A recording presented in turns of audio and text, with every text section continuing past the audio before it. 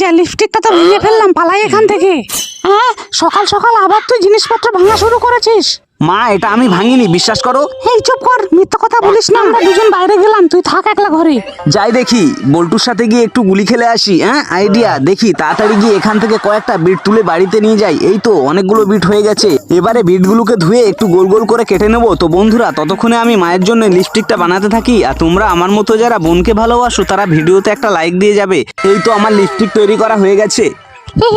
কি আনন্দ, কি মজা। মা, তোমার লিপস্টিকটা দাদা ভাঙেনি, আমি ভেঙে ফেলেছিলাম।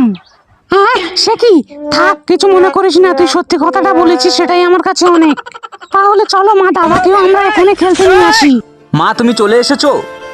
আমাকে ক্ষমা করে দে, আমি তোকে ভুল বুঝে অনেক কিছু বলেছি। না না মা, আমি কিছু মনে করিনি। এই দেখো মা, তোমার জন্য আমি নতুন লিপস্টিক বানিয়েছি।